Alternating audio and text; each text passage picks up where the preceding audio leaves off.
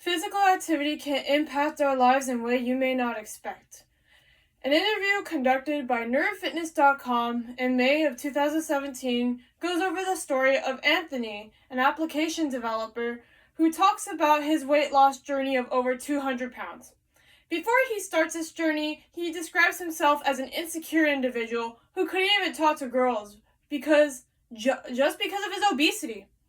However, being 40 pounds away from his weight loss goal, he now describes himself as confident, and that confidence is now over the roof.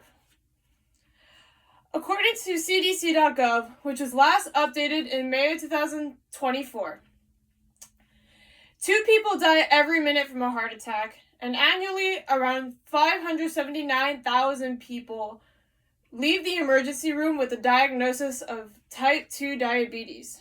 In addition to this, Gallup News recently reported on February 7, 2024, that 29% of American adults are diagnosed with depression, and that's a 10% increase from the previous decade.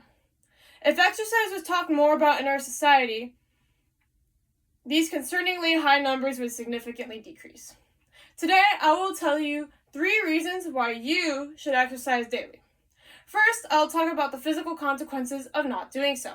Second, I'll talk about how these physical consequences has a direct impact on your body, how it affects it. And lastly, I'll talk about the mental and emotional health benefits from exercising daily. Let me start by talking to you about the physical consequences of not exercising daily. Those who exercise on a regular basis can see a positive health outcome in their future. However, those who don't are more likely to see an increase of getting a non-communicable disease, which is one you can't really contract, more from your actions in their later years of life. According to the World Health Organization International, which was last updated in June of 2024, there was a 20 to 30% increase of death in those who did not exercise from health-related issues like cardiovascular disease and cancer. In addition to this, those who are not physically active at children and adolescent age saw an increase in adiposity, an increase in poor cardiometabolic health, and an increase in inappropriate behavioral conduct, as well as a reduction of sleep hours, which is necessary for growth during this stage of life. For adults that were not physically active, they saw higher mortality rates due to cardiovascular disease and cancer, as well as higher rates of type 2 diabetes. Now that I told you about the physical consequences of not exercising, let me tell you about how it directly affects your body. Physical health and exercise is directly related to your blood pressure rates. In the May 1994 release of the British Medical Journal, it is shown that those who exercise had significantly lower systolic and diastolic blood pressure rates compared to those who did not. In addition to that, adults with mild to moderate hypertension saw a decrease of reduced blood pressure by 10/8 milligrams of mercury. This is important because blood pressure has a direct effect on how our organs work, and high blood pressure can lead to death.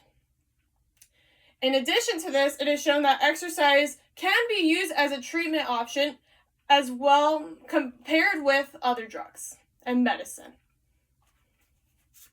Now that I talked to you about the physical consequences and how exercise benefits you physically, now let me tell you about the mental and emotional aspect of it.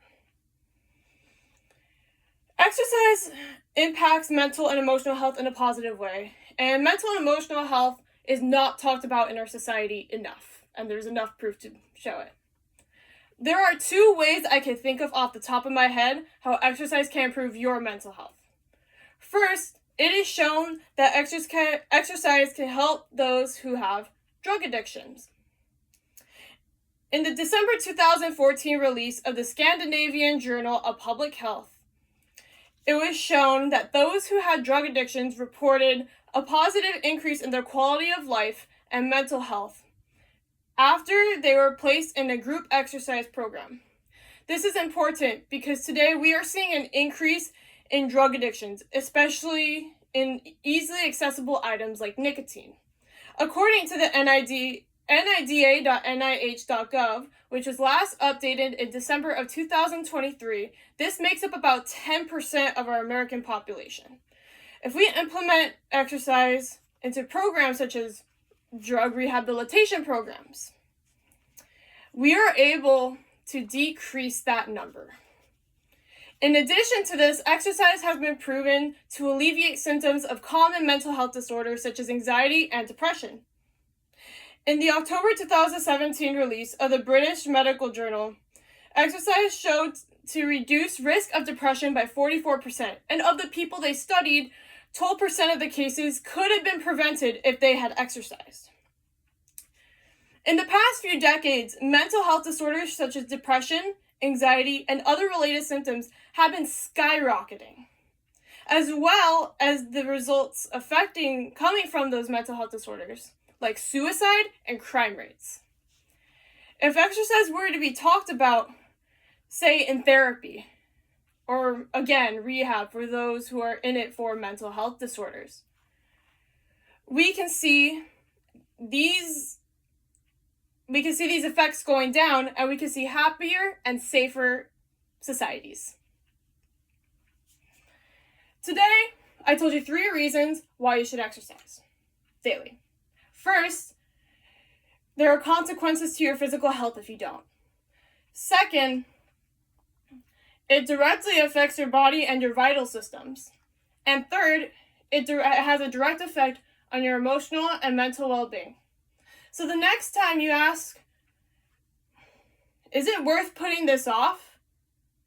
Think about your future happiness and well-being, and think about how one decision and one habit you can start today will change your life forever.